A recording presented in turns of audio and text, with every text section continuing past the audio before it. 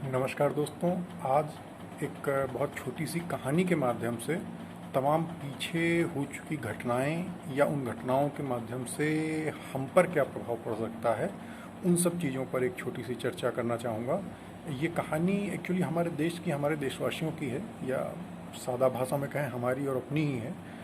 आज़ादी के पास के समय को अगर हम देखें तो वहाँ पर देश में अगर मौतों का कारण देखें तो आपको हमेशा इस तरह की चीज़ें समझ में आएंगी। मलेरिया, टाइफाइड, डायरिया, या अब पेंचिस है, कुष्ठ है, टीबी है, इस तरह की चीज़ें काफ़ी मिला करती थी। इन्फेक्शियस डिसीज़ ज़्यादा मिला करती थी और धीरे धीरे तमाम एंटीबायोटिक्स की खोज के साथ कहीं न कहीं इन पर कंट्रोल पा लिया गया। लगभग 90-2000 के दशक के आसपास आए हैं। अगर हम 1990-2000 के आसपास की बातें करें तो अचानक पूरे अपने भारतवर्ष की पिक्चर ही चेंज हो जाती है। अगर आप देखेंगे तो यहाँ से अब मौतों का कारण आपको ज़्यादातर मिलेगा cancer, blood pressure, diabetes, liver ख़राब हो गया है, किडनी की कोई बीमारी हो गई, उसकी वजह से डेथ हो गई। तो ये जो सडन इतनी बड़ी एक चेंज आई, वैसे देखा जाए तो ये 40-50 साल का अंतर ऐसे दिखता है बहुत बड़ा है, लेकिन ये देश पता नहीं कितनी सदियों से चल रहा था और इस तरह की चीज़ों का यहाँ पे एग्जिस्टेंस नहीं था। लोग हेल्दी खाते थे, हेल्दी ज़िंदगी जीते थे, ठीक ठाक काम करते थे और इस तरह से उन्होंने अपने स्वास्थ्य को संरक्षित रखा हुआ था। इस तरह की प्रॉब्लम्स का हमारे देश में ज़्यादा बोलबाला नहीं था, या हमारे लिए ज़्यादा खतरनाक नहीं थी, या हमारे यहाँ ये थी ही नहीं, ऐसा कहा जाए तो बहुत ही कम थी। अचानक ही एक साथ इतनी सारी चीज़ें, पूरे देश की पिक्चर ही बदल गई। कहीं ना कहीं अगर आप गंभीरता से सोचना चाहेंगे तो ये चीज़ें अचानक होती नहीं हैं, ये एक तरह से इंड्यूस की जाती हैं। ये एक किसी प्लानिंग के तहत धीरे धीरे करके किसी देश में डाली जाती हैं, क्योंकि जिन लोगों ने पहले कभी इस देश पर आक्रमण किया और चाहा कि ये देश गुलाम रहे और वो उस पर हुकूमत करते रहें, उन्हें जब ये छोड़ना पड़ा तो जाहिर सी बात है उनको छोड़ना तो किसी को अच्छा नहीं लगता। कोई भी चीज़ कब्जे में की जाए और उसके बाद उसको छोड़ देना पड़े, तो उनके पास भी तमाम इस तरह की चीज़ें थी दिमाग में कि कुछ ना कुछ ऐसा ज़रूर किया जाए ताकि धीरे धीरे जो भी यहाँ पे हम लोग अभी तक कर रहे हैं ये चीज़ें दोबारा से हमको हासिल हो, या कहीं ना कहीं ये देश दोबारा से हमारे अधिकार क्षेत्र में आ जाए। तो अब ये तो चीज़ लगभग सभी को समझ में आ चुकी है कि अब ज़्यादातर देश सब परमाणु शक्ति संपन्न है। एक दूसरे से मिलिट्री एक्शंस के थ्रू एक दूसरे पर कब्जा करना बहुत ही मुश्किल है। जाहिर सी बात है यहाँ से शुरू होता है ब्रेन गेम, दिमागी लड़ाइयाँ।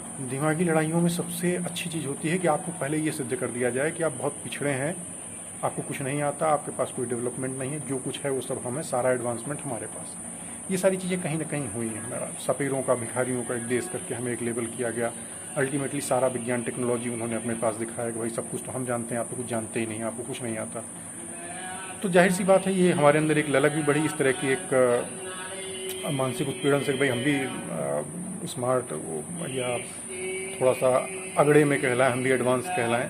तो इस चीज़ के लिए हमने धीरे धीरे कहीं ना कहीं एक आदत डाली कि उनकी नकल की जाए, और उस नकल करने के चक्कर में उन्होंने जो ज़रूरी चीज़ें हैं वहाँ से हमारा ध्यान हटाया और उन चीज़ों पर जाके हमारा दिमाग फोकस कर दिया जो शायद उतनी ज़रूरी नहीं, सेकेंडरी हैं, गैर ज़रूरी टाइप की हैं, जिनके बिना भी आसानी से ज़िंदगी चल सकती है। ज़रूरत की चीज़ें, रोटी, कपड़ा और मकान, इससे कोई इनकार नहीं कर सकता। ज़िंदगी से महत्वपूर्ण कुछ नहीं हो, ज़िंदगी के लिए सबसे ज़रूरी यही सब चीज़ें हैं। लेकिन अगर हम अपने समाज को देखें कि हमारे समाज में सबसे सफल लोग कौन हैं, निश्चित रूप से आईएएस, पीसीएस अधिकारियों की, डॉक्टरों की, वकीलों की, जजेस की बातें होंगी, तमाम नेताओं की, बिजनेसमैन की, खिलाड़ियों की बातें होंगी। एक पढ़े लिखे और तमाम वर्ग, प्रोफेसर्स हैं और तमाम चीज़ें हैं, आईएएम के लोग हैं, आईआईटी के लोग हैं, तमाम इन्हीं को सबसे बड़ा इंटेलेक्चुअल माना जाता है, समाज के बुद्धिजीवी वर्ग माना जाता है। पर मैं आपको सामान्य रूप से एक चैलेंज देके एक बात ये कहता हूँ, आप किसी से भी पूछ लीजिए क्या ज़िंदगी से अहम कुछ है? नहीं, ये तो सब मानेंगे। ज़िंदगी के लिए सबसे अहम क्या है? रोटी, कपड़ा और मकान, ये भी सब मानेंगे। लेकिन जैसे ही आप रोटी, कपड़ा और मकान पर चर्चा करेंगे, सब लोग आपको एकदम ब्लैंक मिलेंगे। आपकी रोज़ की थाली में जो सब्जी है, जो फल है, जो रोटी है, जो चावल है, जो दूध है, उसके बारे में किसी को कुछ नहीं पता। गेहूँ खरीदने जाएंगे तो आपके लिए गेहूँ बस वही महत्वपूर्ण है जिसका दाना बड़ा बड़ा हो, घुन ना हो, कंकड़ पत्थर ना हो। या चावल खरीदने जाएंगे तो आपको बस उतना ही पता है, सफ़ेद सफ़ेद बड़े बड़े दाने होने चाहिए और कुछ मिक्सिंग मतलब आप कंकड़ पत्थर ढूंढने में लगे हुए हैं। अरे ये सब चीज़ें नहीं हैं, ये इनकी भी अपनी अपनी एक कुछ स्पेसिफिक वैरायटीज़ होती हैं जो ज़्यादा महत्वपूर्ण होती हैं, ज़्यादा न्यूट्रिशियस होती हैं, ज़्यादा हेल्थ के लिए अच्छी होती हैं। इसके बिना तो कोई काम नहीं चल सकता। सब्जियों की भी ऐसी तमाम वैरायटियाँ होती हैं, फलों की भी ऐसी वैरायटियाँ होती हैं, दूध भी ऐसे होते हैं जो फ़ायदेमंद और नुकसानदायक भी होते हैं। ऐसे भी दूध हैं उस तरह की गायों के या उस तरह के, डिटेल की चर्चा का विषय है, जो पीने का मतलब आप अपने आप को डायबिटीज़ या ब्लड प्रेशर का पेशेंट बना रहे हैं। तो ये कहने का मेरा मतलब ये है कि जहाँ पर नॉलेज होनी चाहिए थी वहाँ से नॉलेज हमारी हट गई, वहाँ से हटाया गया। इस तरह की चीज़ों की कोई चर्चा ही नहीं की, मीडिया से, टीवी से, मैगजीन से, अखबार में, कहीं कुछ नहीं। फोकस किस पे किया गया? मोबाइल, टीवी, कार, बाइक, सारा ध्यान नई रिलीज होने वाली पिक्चर्स में, कौन सी किस मूवी आ रही है, किसकी कैसे, उस पर तमाम तरह की चर्चाएं होती रहीं। मोबाइल में सबको पता है कितने पिक्सल का कैमरा, कितना जीबी का रोम, रैम, सब सब सब सब सब जो सेकेंडरी है। ऐसा नहीं मनोरंजन की ज़िंदगी में कोई अहमियत नहीं है, लेकिन आप ज़िंदगी की बेसिक चीज़ों को छोड़कर आप रोटी कपड़ा और मकान के बारे में मकान से मेरा मतलब ईंट पत्थर सीमेंट के बारे में जानने के लिए, मकान का मतलब ये होता है जनरली कि आप हम जितने लोगों के साथ रह रहे हैं तो उतने लोगों को रहने के लिए पर्याप्त ऑक्सीजन के लिए कितना एरिया का मकान हमें चाहिए कम से कम, उससे शायद हमें कोई मतलब नहीं। हम बड़े शहरों में अगर आप देखते हैं तो आप महानगरों में बड़े बड़े अपार्टमेंट्स देखेंगे, कमरे बहुत छोटे छोटे से, और उसी को पाना अपनी ज़िंदगी का एक अचीवमेंट, एक टारगेट बना चुके होते हैं। भाई यही कैसे मिले, ये कार ही हमारे पास कैसे आए, इतना बड़ा वाला मोबाइल ही हमारे पास कैसे आए। हम उस दौड़ में दौड़ रहे हैं जो सेकेंडरी है। वास्तव में ये एक प्लान है, ये कहीं ना कहीं आपके दिमाग को डाइवर्ट करके आपको उस दिशा में दौड़ाया गया, जैसे एक रेट रेस बोलते हैं, चूहे के समान दौड़ना। आपको पता ही नहीं दिशा कौन सी है।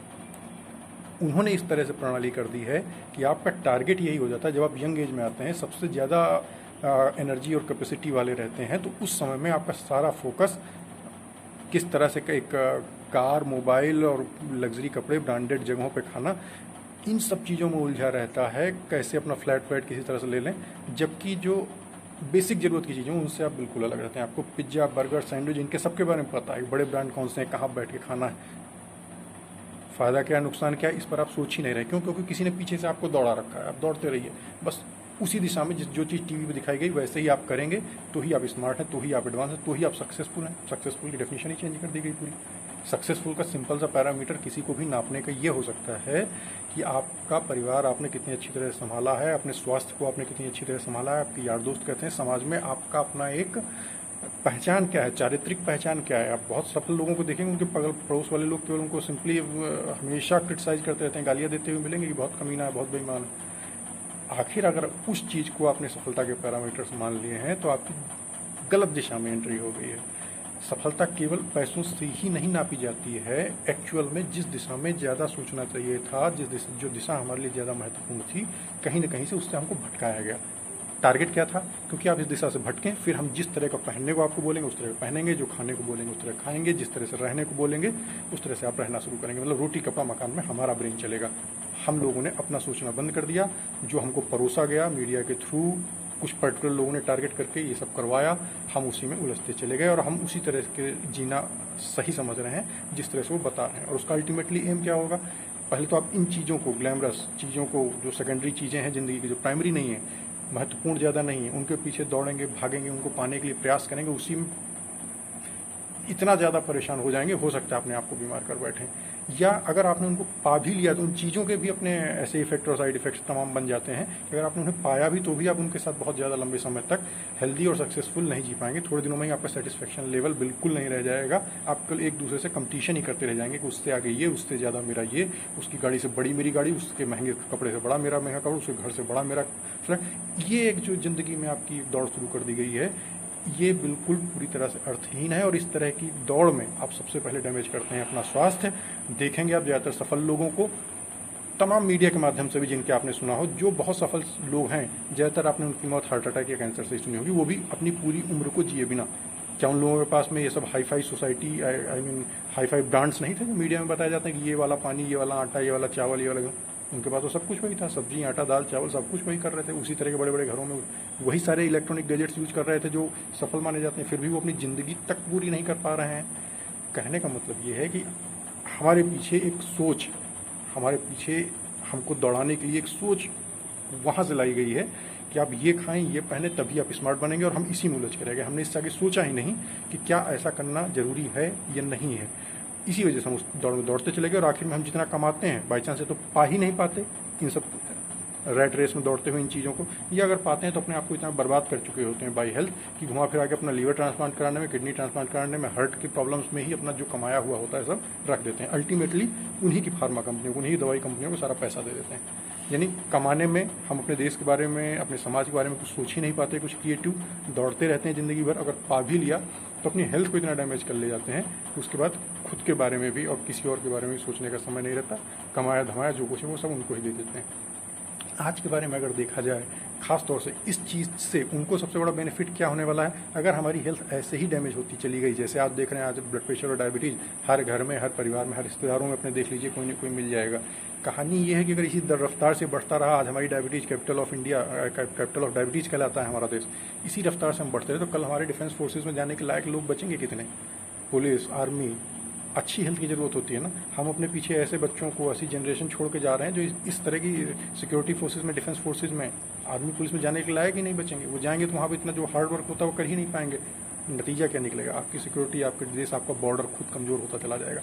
कहीं ना कहीं इसी तरह के टारगेट बना के इस तरह की पॉलिसीज किसी देश में लॉन्च की जाती हैं जिससे उसको बर्बाद किया जा सके।